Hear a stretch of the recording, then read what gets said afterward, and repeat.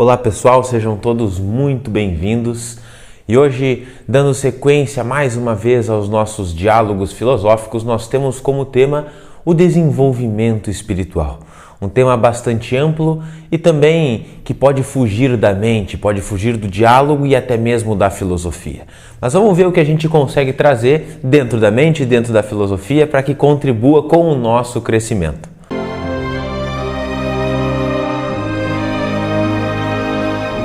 Então, mais uma vez, sejam todos muito bem-vindos, muito bem-vindas e, como de costume, estou aqui com o Maurício, com o Cristiano. Vamos compor juntos o tema de hoje, que é o desenvolvimento espiritual. E temos várias abordagens possíveis para trilhar esse desenvolvimento. Uma delas é pegar essencialmente as palavras, destrinchá-la um pouco e depois irmos para outras implicâncias que os termos podem nos trazer. Eu acho bastante paradoxal, porque estava refletindo sobre o tema do desenvolvimento espiritual e, claro, nós três aqui estamos nessa caminhada, não chegamos a nenhum cume, nenhum ápice, então é difícil a gente abraçar tudo o que o tema envolve, né? Estamos trilhando esse caminho, mas quando eu fui refletir sobre o que é o espiritual, o que é este termo, eu me deparei com algo que para mim tem muito sentido, que é a verdade. O espiritual é aquilo que é verdade. E aí eu cheguei numa impossibilidade filosófica, porque chegando na verdade, não há como desenvolver a verdade, ela é já o próprio desenvolvimento, é como diz até mesmo a grande máxima, não há nada superior à verdade. Então, como vou eu querer desenvolver algo que já é perfeito? E fui buscar alguns paralelos que já havia visto em algumas tradições e voltei novamente a que primeira me chegou, que foi ao taoísmo, no conceito de Wu Wei. O Wu Wei é essa ação pela não ação, de forma literal aqui sendo traduzida, mas nós somos essencialmente perfeitos, verdadeiros, puros, como diz várias tradições. Acontece que nós colocamos muita sujeira ao longo da nossa caminhada, da nossa trajetória e não mais conseguimos enxergar isto. Como diria Platão, o homem é divino, mas disso se esqueceu. Realmente temos nos esquecido de tudo isso. E aí eu fiquei nesta impossibilidade. Como irei me desenvolver se não há o que desenvolver? Voltei mais uma vez a um texto taoísta do Tao Te Ching, de Lao Tse, que diz que o homem que busca o conhecimento cresce a cada novo dia, e aquele que busca o Tao decresce a cada novo dia. Ou seja, para que a gente encontre essa verdade, encontre o nosso verdadeiro ponto espiritual, é necessário estar vazios. Vazios de desejos, vazios até mesmo de ações, para que essa espiritualidade, isto que é real e verdadeiro, simplesmente desabroche em nós. Mas aí, claro, existe todo um trabalho para que isso seja feito. E eu acredito que vá dentro desse trabalho a nossa conversa, o nosso diálogo hoje, porque senão não tem conversa, não tem diálogo, é simplesmente não fazer nada. Que alguns entendem como meditação. Acredito sim que a meditação é o único caminho possível para que o desenvolvimento espiritual aconteça. Mas isso a gente toca logo mais quando eu acho as opções em diálogo aqui se esgotarem. Primeiro vamos falar, depois a gente não fala. A gente simplesmente sente. É isso. Maravilha. Gratidão a todos aqui, aos colegas presentes e principalmente a vocês que estão nos assistindo, pois esse tema nos toca não apenas enquanto buscadores espirituais, mas nos toca enquanto seres humanos. Se existe uma constância da existência humana, é essa inquietação e fascinação com o mistério. Então, quando falamos de espiritualidade, falamos de um fenômeno muito curioso, milenar, que é o fato de que diante do mistério Nós nos sentimos inquietos, algo em nós se incomoda, mas também algo em nós é atraído por esse mistério. A pergunta é: o que em nós é atraído pelo mistério? E eu ouso dizer que é o mistério em nós. O mistério dentro de nós dialoga, conversa com o mistério ao redor e além de nós. Ao longo dos séculos, esse diálogo entre mistérios foi chamado de filosofia, foi chamado de espiritualidade, de magia, em muitos setores. Agora, por que nós sentimos essa coceira existencial? Por que nós sentimos esse frêmito, essa vibração interior diante dos nasceres e pôr do sol, e pôr dos sóis, diante do céu estrelado, diante dos fenômenos naturais, mas também diante dos fenômenos da alma humana, da mente humana? Espiritualidade é uma chama que em nós acende, alimentada pelos enigmas que nos cercam e que nos habitam. Tanto que o termo espíritos faz evocação à chama e ao ar quente, a essa vida, mas também a essa inteligência dentro de nós. Quando falamos de desenvolvimento espiritual, estamos falando de algo que se desenrola. Desenvolvimento significa isso, você tem um novelo, várias camadas envolvidas, e essas camadas vão se desdobrando, se abrindo como pétalas de uma flor. O que são esses nós, essas camadas, né? Nosso ser cebola. O que constitui o nosso ser cebola? A nossa flor em desabrocho. Significa que nós, talvez, vamos colocar aqui como talvez, sejamos seres multidimensionais. Talvez a realidade fora de nós tenha muitas frequências, dimensões e camadas. E nós próprios tenhamos muitas frequências, dimensões e camadas. Portanto, a espiritualidade ou o desenvolvimento espiritual seria o passeio, o avanço da nossa inteligência, descobrindo ou expressando essas muitas dimensões e camadas em nós que acessam essas muitas dimensões e camadas fora e além de nós. Então essa é uma maneira também de ler o desenvolvimento espiritual. Esse exemplo que o Cristiano trouxe da flor é uma analogia muito simples da natureza e poderíamos usar ela para muitas coisas, né? E realmente o ser humano, ele dentro de si, essencialmente, como disse o Hélio, é divino. São palavras de Platão, que provavelmente ele ouviu dos seus mestres no Egito e no Oriente, isso há 500 anos antes de Jesus Cristo. Então essa nossa capacidade de compreendermos a nós mesmos e a natureza, ela acaba sendo limitada, como disse o Hélio também no início, pela nossa mente, né? Nós temos uma grande tendência de racionalizar as coisas.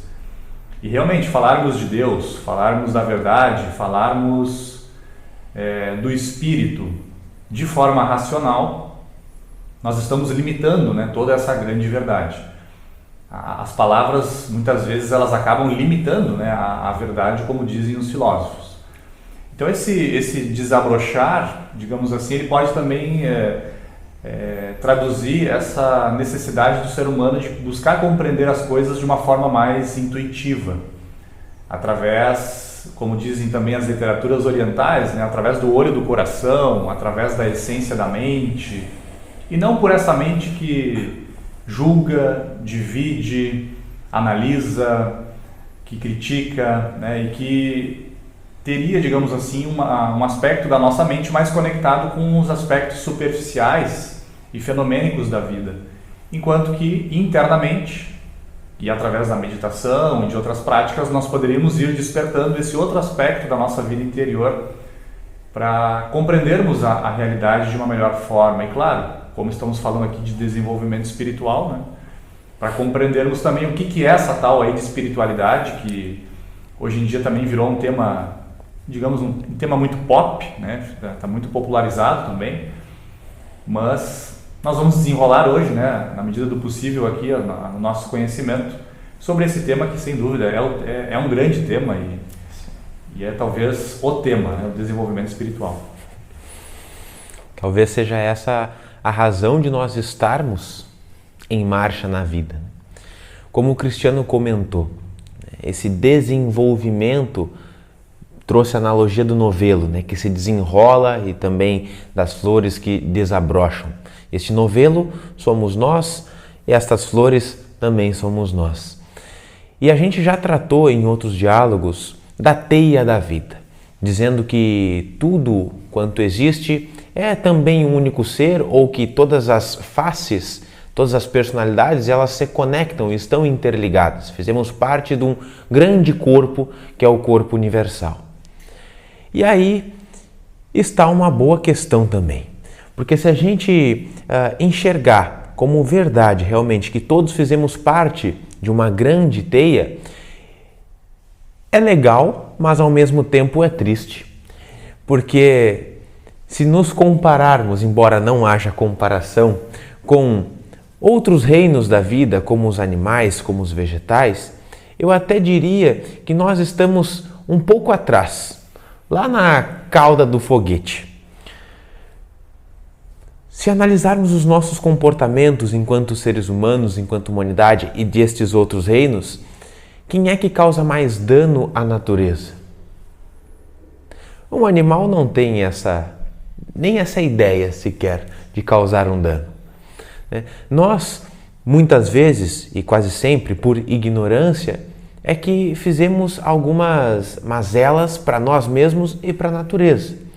Logo, a gente tem muito caminho ainda para se desenvolver espiritualmente, uma vez que espiritualidade é enxergar-se como parte desse todo e contribuir para o benefício desse todo.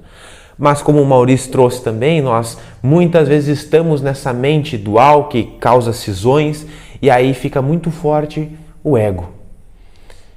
E o ego enxerga apenas para si mesmo e realiza as coisas apenas ao seu bel prazer. E aqui está também mais um paradoxo. O desenvolvimento espiritual necessariamente anula o ego. O desenvolvimento espiritual, ele traz consigo um tema que já debatemos aqui, que é a consciência. E essa consciência, nós podemos dizer que é a verdade, nós podemos dizer que é o amor. E ela é tão amorosa que permite, inclusive, nós não termos consciência. Quando a consciência existe, não existe o ego, existe apenas consciência. E quando o ego existe, não existe a consciência, existe apenas o ego. Eu acho que o caminho está em nós nos tornarmos um pouco mais conscientes das nossas questões interiores, das questões externas, para que o desenvolvimento espiritual aconteça. Mas aí eu coloco aqui uma indagação e uma pergunta, porque sinceramente não encontrei muita resposta, a não ser pela via da meditação. Porque muitas vezes nós desejamos, queremos e almejamos tornar o ego um pouco mais consciente, tornar a personalidade mais consciente. Mas será isso mesmo possível? Não sei, através do desenvolvimento das virtudes na personalidade? Talvez ele consiga abarcar um pouquinho mais de consciência, mas ainda assim é ego, ainda assim é separado e não está plenamente consciente. O desenvolvimento espiritual é limitado. Ou, não sei se acontece. É uma colocação, é uma pergunta, uma indagação que fica para vocês também. Deixa essa questão. É uma questão profunda, na verdade são várias questões em torno desse tópico, que é desenvolvimento espiritual, mas também é o quem se desenvolve, como isso se dá, como esse desenvolvimento se dá. Uma coisa importante, talvez, em termos de esclarecimento, é não confundirmos a instituição religiosa com espiritualidade. Então, o primeiro adendo, a se colocar para refletirmos é isso. Instituições religiosas, essas religiões que se organizaram, elas têm um fator político muito importante. Então, parte da função das religiões organizadas é organizar a sociedade, às vezes dominar, às vezes guiar, às vezes direcionar a sociedade a partir de uma ideologia. Mas dentro das religiões organizadas existe uma experiência da verdade, um conjunto de métodos para você ter essa experiência da verdade, ter um crescimento psicológico, um crescimento espiritual. Este elemento que está no coração das religiões Isto é a essência da espiritualidade que foi acumulada ao longo dos séculos como uma espécie de pistas no caminho. Pensar em João e Maria, né, as migalhas de pão, nós temos as migalhas de luz. Várias pessoas tiveram uma experiência ampliada e deixaram essas pistas ao longo do caminho. Agora, a espiritualidade, que não se confunde com a instituição religiosa, ela tem a ver com o próprio verbo por trás da religião. Religar, reconectar-se. Mas com o quê? Falamos no início que existe um mistério em nós que dialoga com o mistério do mundo. Existe também em nós o impulso de se reconectar, de reatar uma unidade perdida, de recuperar uma integridade, de ter uma vida mais completa, mais plena, de reconciliar em nós o que parece dual e de encontrarmos o nosso lugar, o lugar de pertencimento a nós mesmos, de nós na comunidade, no cosmos e nisso que chamamos de Deus. Dito isso, a próxima provocação que eu trago é: ao longo dos séculos e das culturas, a espiritualidade ela foi considerada ora natural, ora antinatural e ora sobrenatural. E aí temos 3 aspectos problemáticos, né? Se você diz que a espiritualidade é antinatural, ou seja, que esse mundo material, a gente está suportando esse mundo e que aqui é um lugar de sofrimento e que a gente está aqui de passagem, é um castigo estar aqui e um dia a gente foge para o mundo espiritual porque lá sim, né? Lá é tudo oposto da natureza, porque é mais verdadeiro, mais próximo do divino. Muito bem, esse discurso dominou durante muito tempo. Ou seja, ser espiritual, desenvolver-se espiritual, era brigar com o mundo. Esse era um discurso que ainda está vigente, inclusive, em muitos setores. Outro discurso é o espiritual como sobrenatural, como algo acima ou superior da natureza, que tem ressonâncias com o antinatural também. E aí nós buscaríamos ir em direção a isso que está algo além da natureza, só que o que falta nessa fórmula? O ponto de conexão. O que liga, afinal, este mundo natural com o sobrenatural? Qual é a ponte? E se há uma ponte, será que não são parte do mesmo fenômeno global? Agora, a espiritualidade natural nos fala que tudo é Deus. Que cada folha de grama que cresce no jardim, cada giro das órbitas do planeta, cada célula que se multiplica no corpo, cada batida de coração, cada dança das estações, tudo isso é espiritual, porque essa inteligência é a própria natureza. Porém, nós não conhecemos a natureza inteira. As leis naturais que nós observamos talvez sejam 0,01% de todas as leis e realidades que nos envolvem e habitam. Portanto, humildade e curiosidade também são parte do desenvolvimento espiritual. Bom, como vocês puderam ter percebido, nosso desenvolvimento espiritual foi cortado pela metade. Tivemos que vir para um outro cenário, já transcendemos um pouco, mas agora damos continuidade. Bom, então, dando continuidade, né? Gosto muito de uma analogia que Helena Blavatsky, do século XIX, faz. Ela diz que o neófito, o discípulo, aquele que está na via de vislumbrar a verdade, ele não poderia, digamos, andar em 2 cavalos ao mesmo tempo. É uma analogia muito simples que ela diz que se o ser humano ele cavalga ao mesmo tempo, né, o cavalo do seu ego, dos seus desejos, dos seus apetites, das suas vaidades, dos seus sentidos, ele não consegue cavalgar o outro cavalo, que seria justamente a ausência de tudo isso. Então, como o Cristiano e o Hélio já falaram, né, principalmente dentro da via oriental, nós percebemos muito essa ideia de que espiritualidade não é colocar coisas. Pelo contrário, é tirarmos, né?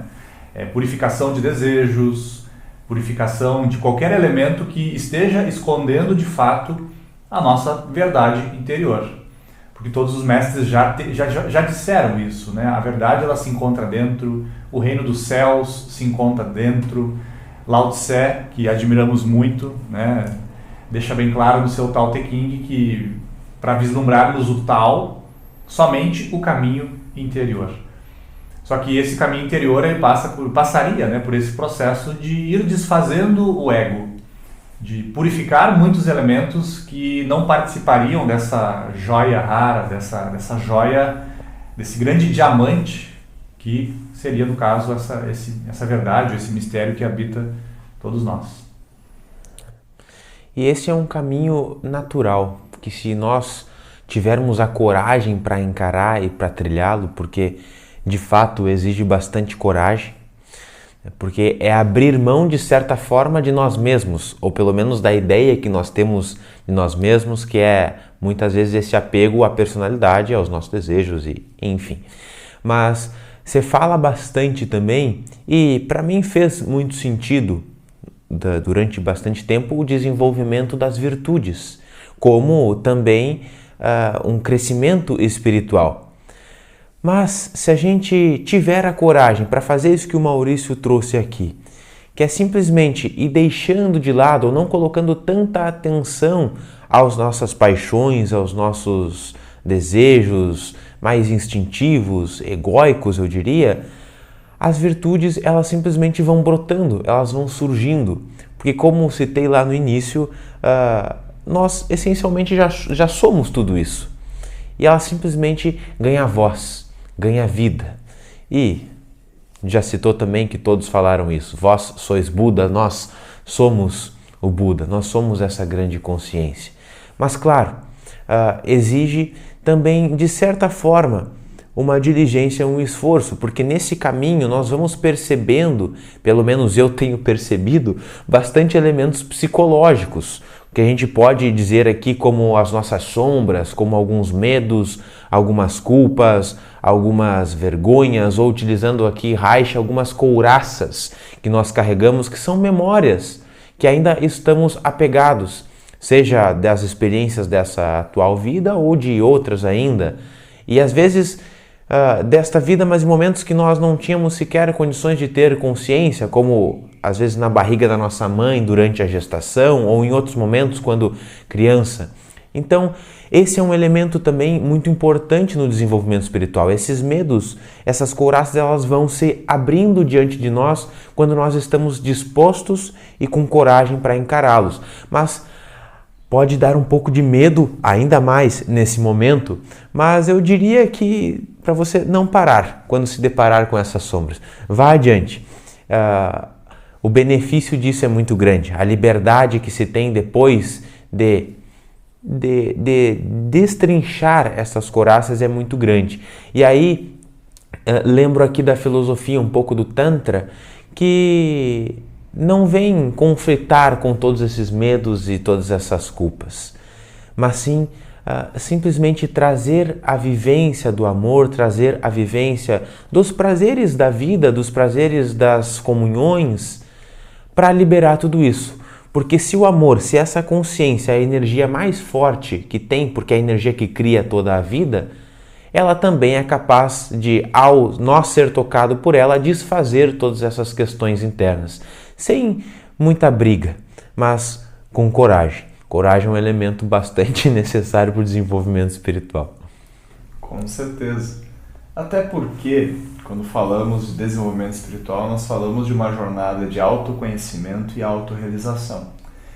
O que significa que conhecer não é apenas um ato intelectual. Conhecer é um ato existencial, espiritual. Até porque o termo que dá origem ao cognos, e de onde vem cognoscimento, é a ideia de gnose. E a gnosis não é apenas a apreensão intelectual da realidade, é a comunhão com aquilo que a gente conhece, a comunhão com a verdade, como foi mencionado antes. E essa comunhão implica nós encararmos as nossas sombras, como o querido Hélio colocou. Existe a expressão a noite escura da alma, em todas as tradições místicas, tanto as cristãs quanto as do Oriente, tem uma versão dessa noite escura. Quando o buscador está avançando, se sente avançar, de repente ele se vê à beira de um abismo e se vê escorregar para dentro desse abismo. E esse abismo é ele próprio.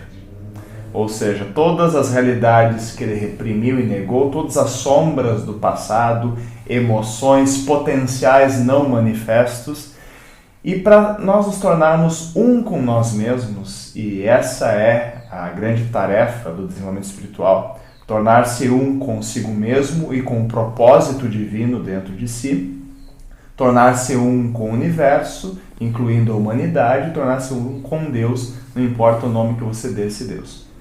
Agora, encarar a sombra é lutar com os nossos monstros interiores. Porque existe um tesouro para além do medo. E a coragem é encontrar no coração a força para agir ou avançar apesar do medo. E no imaginário antigo, nós temos nas várias culturas a luta com dragões, né? Eu acho uma coisa muito interessante essa imagem da luta com os dragões. O herói, ele vai enfrentar esses dragões, que em geral está numa floresta sombria ou numa caverna sombria, e aí esses dragões representam todos os medos, mas também todos os potenciais latentes, e esse herói, ora, como Siegfried, corta as cabeças do dragão, toma um banho do sangue do dragão, depois come o dragão, o coração do dragão, e aí ele adquire a imortalidade, a força. Ora, simplesmente o herói cavalga o dragão e sobe aos céus ou avança e vai salvar alguém ou vai trazer um presente. Essa é a jornada do herói. Aliás, estudem o ciclo da jornada do herói. A jornada do herói é a jornada do buscador espiritual. Nós vivenciaremos a inquietação, uma experiência de separação e conflito. Nós sairemos do mundo familiar em direção a um mundo estranho, e nesse mundo estranho nós encontraremos o que é essencial. E esses dois mundos têm de se tornar um. O material e o espiritual, o interno e o externo, o indivíduo e o todo. E essa é a grande meta do desenvolvimento espiritual. Mas como eu sei que eu estou avançando? Essa é uma pergunta que eu me faço. Como é que eu sei que eu estou avançando? E uma coisa comum a todas as tradições espirituais é que a nossa sensação de existência se alarga. Então o primeiro indício é esse alargamento. Nós começamos a experienciar um tipo de irmandade com as coisas, para citar Fernando Pessoa, que usava essa imagem da irmandade com as coisas. Nós passamos a nos sentir irmãos ou copertencentes a tudo, ao mundo, à natureza, à sociedade. Então existe o alargamento e existe o aprofundamento. Nós passamos a sentir as coisas com maior consistência. Quando nós tomamos um copo d'água, não é apenas um copo d'água. É uma experiência que envolve o ciclo de chuva, os canos da torneira. Quando nós tomamos um copo d'água, já não é apenas um copo d'água, mas é tudo o que está implicado no copo d'água. E aí a experiência contém em profundidade esses níveis. E nós nos tornamos uma pessoa melhor. Quem está no caminho espiritual e não está melhorando como ser humano, não está caminhando. Então, se as pessoas estão numa religião institucional ou numa organização político-religiosa e elas estão se tornando piores pessoas, eu acho que está acontecendo um moonwalk. Não dá para trás, assim. Então esse é um ponto a se observar. Eu gosto de um termo de um escritor da linha do budismo, que o nome do livro, inclusive, é Materialismo Espiritual. E acho que esse termo é muito válido para o nosso século XX, século XXI, porque é muito comum, né? Muito comum as pessoas... dar um exemplo, né? Sei lá, eu acendo incenso todos os dias, me considero espiritual, mas... na primeira esquina, no meu carro, se alguém me fecha, eu já xingo a pessoa, eu já chuto o cachorro e, né, como disse o Cristiano, eu sou um mau ser humano. Então, na prática, né, um dos indícios também que acredito que, indo na linha do filósofo Sirihan, que eu pessoalmente admiro muito, sim, ele tem uma frase que diz que para percebermos se um ser humano ele é sábio ou não, se ele é consciente ou não, se ele já despertou a sua consciência espiritual ou não, é simplesmente perceber como esse ser humano reage às situações. E nós mesmos, né, constantemente, nós três aqui, temos que perceber, né, as nossas reações e constantemente, claro, caindo em erros, porque não somos ainda seres divinos. Pelo menos somos, mas não nos demos conta ainda, né? E acredito que vocês também não se deram conta e por isso estão vendo esse vídeo aqui, né? Então essa ideia de irmos percebendo, né? Como reajo? Como que é a minha primeira reação do meu eu animal? Será que é o meu eu humano que reage? Ou será que é o meu eu espiritual, meu eu divino que reage diante das situações, das circunstâncias? Esse é um trabalho para 1, 2, 3, dezenas e centenas de vidas, dezenas de experiências, mas como já dissemos aqui, essa é a finalidade da nossa vida. Algo que eu gostaria de tocar também, que de certa forma já foi dito, mas não com essas palavras, que o desenvolvimento espiritual não vai te tornar melhor. O desenvolvimento espiritual não é para nos tornar pessoas melhores. Pelo menos não para essa instância que muitas vezes nós acreditamos ser, né? Do nosso ego, da nossa personalidade. Ela vai justamente nos colocar para fora de tudo isso. E aí que entra muito a chave da meditação, e por isso que eu citei antes a coragem, e o Cristiano desdobrou muito bem esse elemento, porque se a gente sai na rua perguntando para as pessoas, né, você não quer ser você? É difícil que as pessoas digam que elas queiram não ser elas, porque na maioria das vezes nós batalhamos para ser quem nós somos. Só que o desenvolvimento espiritual vai, na maioria das vezes, nos tirar de nós. Vai nos colocar para fora, vai expandir a nossa vivência no mundo e criar esse senso de irmandade.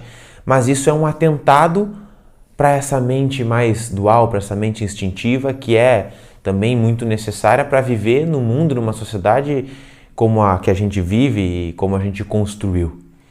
Então, por isso é necessário bastante coragem.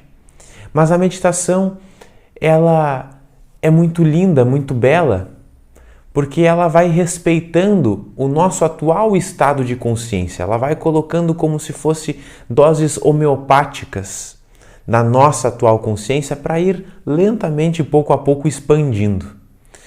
E sim, há um melhoramento enquanto ser humano no desenvolvimento espiritual e com a prática da meditação, que é o caminho para isso, pelo menos na minha perspectiva. Mas é quando nós nos deparamos com nós mesmos, quando descobrimos e respondemos aquela grande pergunta, né? Quem é você ou quem somos nós? Aí sim a gente consegue ter uma dimensão um pouco maior desse despertar e desse desenvolvimento espiritual. Mas percebendo e dando também uma chave do que acontece, como eu percebo que eu estou avançando, eu colocaria o seguinte: se as coisas, todas elas, estão se tornando mais simples, eu acho que é um bom indício que nós estamos avançando e tendo um desenvolvimento espiritual também. Porque quem enxerga muita preocupação é esta mente instintiva, essa mente que separa as coisas, é o nosso ego que tem as preocupações. Porque imagina nesse momento, digamos que você tem alguma preocupação com a sua saúde ou financeira, não sei, alguma preocupação com o mundo. Se nós deixamos de lado o pensamento, não há mais nem preocupação, não há mais nenhum problema. Há apenas uma consciência fluindo e existindo. O resultado disso é tornar este elemento mais simples, mas quando a gente começa a absorver a meditação e deixar-se agir por ela, deixar a personalidade agir com base na meditação, todas as coisas tornam-se mais simples também. Tanto as nossas possíveis desavenças, como as nossas questões internas de abraçar das sombras, então tudo fica muito mais simples. O caminho para mim do desenvolvimento espiritual é mergulhar profundamente em si mesmo e após desse mergulho andar no mundo simplesmente deixando com que aquilo que aconteceu internamente flua para o mundo também, sem muita repressão. A gente vai receber algumas repressões do mundo, talvez, porque não é o comum, mas é o caminho natural do mundo também. Então, estaremos de consciência tranquila. E essa consciência tranquila no Zen budismo é a chave da compreensão, né? No budismo se diz que fora da tranquilidade não há compreensão. E esse é um ponto muito interessante. A guisa de ressonância, existe uma passagem muito bonita da Bíblia, do Evangelho, em que Jesus e os discípulos estão no meio de um temporal, num barquinho, num lago, no meio temporal, e estão lá os discípulos todos desesperados, vamos nos afogar, meu Deus, vamos nos afogar. E Jesus estava dormindo no fundo do barco, bem de boas, dormindo, e se incomodou não com o temporal, mas com a barulheira dos discípulos, e aí ele simplesmente, mas por que vocês gritam? Por que esse desespero?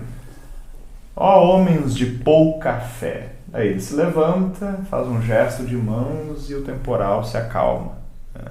Tudo se acalma. Essa imagem também faz referência a quando o demônio Mara, que era o pai das ilusões, está tentando Buda, né? Quando o Buda está às portas da Siddhartha, no caso, está às portas da iluminação. E aí, nesse momento, Mara joga flechas de fogo e Buda faz um gesto com as mãos e transforma as flechas em flores que caem delicadamente no chão. E essa atitude e gestos que são interessantes, por quê? Porque o desenvolvimento espiritual tem a ver com encontrar fé, sim. Mas não essa fé como crença, mas a fé como uma compreensão de um sentido de transcendência que une todas as coisas. E que um fio que começa em nós e que nos atravessa, que vai muito além de nós. E a fé também é um foco. Ter fé é ter foco. Isso é um elemento que é essencial na busca espiritual. A fé é a compreensão de um sentido de transcendência, mas a fé também é um foco.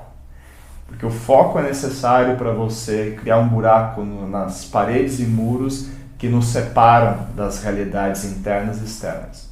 Porque o desenvolvimento espiritual é o fim da ilusão da separação. E indo na linha que o Hélio e o Cristiano acabaram de trazer, né, acho que também trago aquela passagem da Bíblia que Jesus fala que enquanto não nos tornarmos puros como as crianças, não vislumbraremos o reino dos céus. E essa pureza, essa mentalidade, que não é uma mentalidade infantil, né, mas é uma pureza inicial, ela é conquistada, né, através de um processo, através de transformações. É preciso coragem, como já falamos, é preciso entrar para dentro, é preciso enfrentar dragões, minotauros, monstros internos. E na medida dessa purificação, né, a gente vai voltando a essa pureza original, voltamos ao Pai, que o Pai muitas vezes está conectado com essa imagem do espiritual, né, uma conotação das religiões monoteístas, né, que tem essa divindade antropomórfica, com características humanas. Mas eu gosto muito dessa passagem da Bíblia porque realmente está muito conectado com o que o Hélio falou também da simplicidade, né? A necessidade do ser humano voltar a ser simples, porque essa talvez é uma das principais virtudes de pessoas espiritualizadas. Para seguir, dentro dos exemplos de Jesus Cristo aqui, ainda pegando o elemento da fé, né?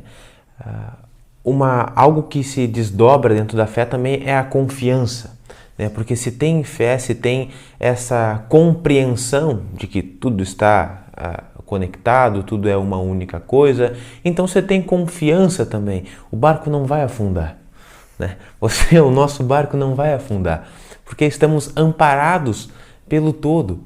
E quando temos essa fé que se transforma numa confiança no processo da vida, porque a gente entende que a vida quer apenas o nosso bem, quer apenas o nosso melhor, pode não ser o bem que a gente imagina que seja o bem para nós, né? Tem às vezes não é a mesma ideia, mas essa confiança nos dá tranquilidade para andar por sobre a vida de forma suave, de forma simples.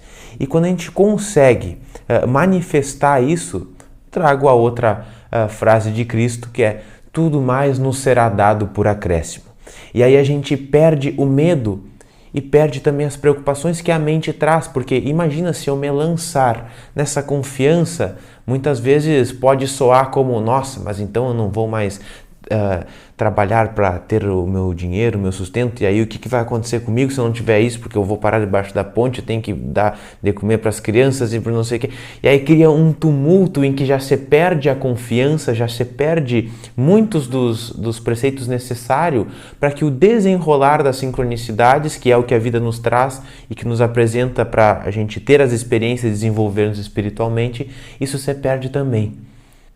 Então, quando passamos a ser mais confiantes na vida, fruto de toda essa compreensão, é também um sinal de que estamos no progresso, estamos nos desenvolvendo espiritualmente. Um outro símbolo, uma outra imagem que a gente pode trazer aqui, que já citaram os dragões, Maurício já citou o Minotauro, mas é a imagem do centauro. O que é o centauro? É o homem, o corpo de homem em cima, o tronco, e embaixo é o eu animal, né? Então, isto traz a imagem também de que quando nós conseguirmos fazer o ser humano imperar sobre o nosso eu animal, sobre as nossos quereres mais instintivos e egóicos, aí também o desenvolvimento espiritual acontece com mais naturalidade. Agora, muitas vezes isso é interpretado como uma repressão total sobre os aspectos instintivos e animais, e não é esse o caminho. Está numa integração, está num acolhimento, bem como nós citamos antes das nossas sombras, dos nossos aspectos instintivos também, porque tanto na imagem do centauro, quem faz o eu humano caminhar é a parte animal, por sobre a terra. Então é uma integração, não uma repressão. Essas repressões já aconteceram muito ao longo da história, a gente já viu onde deu, né? Toda a repressão, ela cria um empuxo que quando a gente deixa de reprimir, ela vem espirra água para tudo que é lado, quando não dá no nariz, não nos derruba para trás, né? Então é uma integração e não uma repressão. Vou ficar atento a esse detalhe. E às vezes a gente tem a tendência de reprimir, né? Porque nós estamos na matéria, a matéria ela tem essa tendência de ser mais rígida, então a gente, por estarmos aqui, temos às vezes uma tendência natural de sermos rígidos com nós mesmos. Mas a gente evoca o bambu, absorve um pouco da sabedoria do bambu, da flexibilidade, e fica mais fácil. E esse é um ponto importante. Outra metáfora comum, né? Pegando budismo, hinduísmo e cristianismo, Jesus também disse que o reino dos céus é como um grão de mostarda, que vem a imagem da simplicidade de novo. Porque a mostardeira, no Oriente Médio, ela tem um grãozinho muito pequeno, quase imperceptível, parece um grão de pó. Mas a árvore produzida por esse grão é gigantesca. E, de certa maneira, quando falamos que o acesso à consciência, né, que um grão de consciência desperto permite ver a árvore do mundo, a árvore da vida, Yggdrasil, isso é muito poderoso. Quando nós, um grão de consciência, quando nós liberamos a energia, né, contida num grão da nossa existência e expandimos essa energia como consciência, e temos um vislumbre da árvore do mundo, que é uma imagem muito interessante, que contém em si a referência ao espelhamento, à correspondência, assim como está acima, está abaixo, assim como está dentro, está fora. A imagem da árvore é importante porque, para que a copa alcance o céu, daquilo que nós entendemos como espiritualidade elevada, é preciso que as raízes estejam muito bem cravadas na terra. Carl Gustav Jung foi inclusive um pouco mais ousado e disse que a árvore que almeja os céus tem que ter raízes cravadas no inferno. Ou seja, o que se banha na luz bebe na sombra. E essa é a imagem que os budistas, os taoístas também, mas principalmente os budistas e os hindus, utilizam ao falar da espiritualidade com uma flor de lótus. A lótus, a raiz da lótus se emaranha no lodo profundo dos lagos. E ela se alimenta nesse lodo, produz um filame que vai se tornar um caule, e aí sobre a superfície do lago desdobra uma folha arredondada e sobre essa folha imaculada desabrocha a flor. Agora, se você cortar a raiz, não há flor. Se você interromper o fluxo de seiva do caule, não há flor. Para que haja essa flor que nos cativa e que é banhada pelo sol, as raízes têm que estar bebendo na sombra. E aí vamos para uma metáfora taoísta. Os taoístas falam de Jin. Jin é a nossa essência, também é a nossa potência vital. É a Kundalini nas tradições hindus e budistas. E o Jin tem a ver com essa raiz. É preciso que nós tenhamos raiz na existência, senão nós não estaremos nem aqui. Se nossa raiz não estiver colada nesse mundo, nós não podemos nos expressar e aprender nesse mundo. Mas a energia que brota dessa potência flui através do caule. Tudo que nós somos, essa coluna que fica ereta, a energia flui. Então é preciso Chi, energia, que vem da alimentação, da respiração, das trocas. É preciso que a nossa potência libere energia. Para quê? Para que a consciência possa se expressar no mundo, mas também evoluir e aprender. Agora, de cima para baixo funciona também. Quanto mais essa flor da consciência bebe do céu, né, capta os orvalhos do céu, mais ela pode nutrir a energia, direcionando para que nutra a base, para que fortaleça a nossa condição de existência, para que estendamos a vida e qualificamos a vida. Portanto, desenvolvimento espiritual não é quebra, mas é integração. Entre o em cima e o embaixo, o material espiritual, o dentro e o fora, tudo é um. E essa é a chave. É um desafio, né, para a humanidade do século XXI, que tem apps, né, que a gente só aperta um botão ali, a gente recebe comida em casa, né, e outros prazeres da vida, né, que nós temos um acesso muito facilitado nos dias de hoje. Indo nessa linha de pensamento também do Cristiano, né, tá aí o nosso desafio. No meio desse mundo voltado fortemente para a tecnologia, esse fácil acesso a qualquer prazer que a personalidade possa ter, esse talvez é o nosso grande desafio dessa atual encarnação, né? Conseguir fazer essa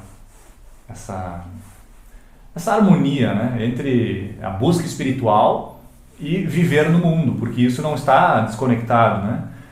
Adotarmos uma atitude de fuga em relação ao mundo atual também não é uma atitude correta, né? Nós temos que viver no mundo, como já disse o Hélio, precisamos viver pelo mundo, né? Para o mundo, porque a busca espiritual ela ilumina, né? Ela não é uma busca egoísta, ela é uma busca que contribui também com o que está ao redor. E aquele sentimento de irmandade que o Cris falou também, acho que também vem ao caso aqui, né? Isso realmente é um grande indício de expressão espiritual de um ser humano. Eu concordo que esse é o maior desafio. Principalmente porque às vezes nós temos um vislumbre da verdade, desse grande desenvolvimento dentro das nossas práticas, mas ao ir para o mundo isso se perde.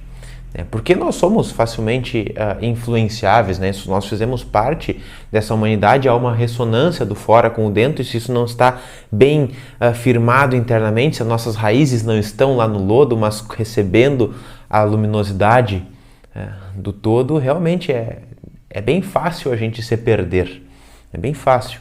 Mas para ir encaminhando já a minha fala final aqui, eu vou trazer e vou insistir, porque acredito e para mim tem muitos bons resultados, a meditação como um elemento de busca e de desenvolvimento espiritual, porque esta consciência, esta presença, a verdade, o divino, tudo isso nós experienciamos a partir da meditação, e é o que permite os desenrolares, os desenvolvimentos espiritual na personalidade também acontecer.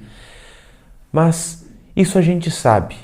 E nós temos muitas práticas, nós temos muitas propostas, mas quem pratica de fato é ainda uma minoria. Então que a gente possa ter a disciplina da nossa personalidade para colocar a consciência para viver, não é nem uma prática da personalidade. A personalidade ela tem que ser calada por um instante, por alguns instantes. Então que a gente possa ter essa coragem de iniciar esse mergulho profundo em nós mesmos e realizar uma revolução interna, né? Uma revolução. E se você conhece alguma técnica respiratória, alguma prática de visualização, não faz nada. Simplesmente senta e não faz nada. Deixa simplesmente o vazio, o silêncio acontecer. Acho que esta é a prática. E aí o desenvolvimento se dá por si só. E é muito importante, né, a prática da meditação. Poderíamos falar de muitas técnicas, de muitas maneiras de chegar no ponto que eu chamo de S3. E tu pode fazer um merchan, porque a gente já tem feito isso, né? Exato. Acompanhe semanalmente o Meditalção, né?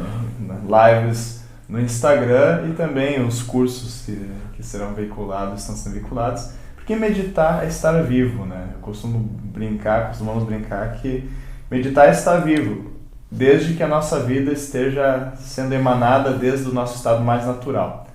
Que não é o caso do cotidiano acelerado dos nossos dias, porque nós vivemos no estado antinatural.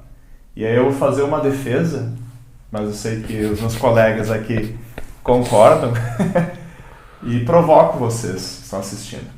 A minha defesa é que a espiritualidade é naturalidade. Esse é o ponto fundamental. A espiritualidade é uma experiência natural. Então, a tese anti ou sobrenatural precisa ser revisada. E dito isso, coloquem na tela do computador de vocês, né, um S e um 3, e aí vocês vão ver um coraçãozinho surgir, porque a minha dica será S3, né, coraçãozinho para todos vocês. Chegou até a rimar. Que é o fato de que nós precisamos da prática do silêncio, da sintonia e do serviço. Então essa é a minha dica final, que a espiritualidade tem a ver com o silêncio, que envolve as práticas de meditação, de sentar e prestar atenção nos ritmos da vida. Também envolve a prática da oração, aí entra a sintonia, né? Pegue a visão que você tem de Deus, ou símbolos que te evocam um estado expandido de consciência. As pessoas podem ter um santo favorito, uma visão do Buda, um yantra, um mandala, enfim. Mas que isso te ajude a acessar uma frequência, acessar um estado de consciência que te permita sentir aquela irmandade, aquela conexão, aquele estado elevado de energia. Silêncio, sintonia e serviço. Porque se tem um indicador de que a gente está evoluindo espiritualmente, é essa disposição a amar, e amar num sentido prático, de fazer algo pelo bem, não só das pessoas, mas do planeta e de tudo que está ao redor, inclusive pelo nosso próprio bem, porque ter amor consigo mesmo também é espiritualidade. E acho que eu fecho com uma história pessoal, né? Aqui todos nós praticamos artes marciais. E anos atrás, todo ano, né, a cada 6 meses havia o famoso exame de faixa, né? E nesse dia, então, chegávamos lá, muito nervosos, né, ansiosos naquele momento, porque tínhamos treinado 6 meses e chegávamos ao momento de fazermos o exame, né, para passarmos de faixa. E a dica que sempre o nosso mestre de artes marciais dava era: sejam vocês mesmos. Não inventem. Não queiram dar piruetas, não queiram dar chutes mirabolantes, sejam vocês mesmos. Então acho que a minha mensagem é essa, né? E está muito conectada com essa busca espiritual aí que todos nós buscamos. Perfeito. E deixa aqui nos comentários também o que é ou o que você faz para o seu desenvolvimento espiritual. Pode ser que as suas dicas sirvam também para mais pessoas que assistiram o vídeo e que leram aqui nos comentários. A gente vai criando essa irmandade e complementando um ao outro. Eu agradeço muito a sua presença aqui conosco. Nós nos vemos nos próximos. Um grande abraço e até mais. Gostou desse vídeo? Então lembre-se de deixar o seu like, isso nos auxilia bastante, e lembre-se também de inscrever-se no nosso canal. Assim você receberá sempre os nossos novos vídeos todas as semanas. Compartilhe também com quem mais você desejar e nós nos vemos nos próximos. Um grande abraço e até mais!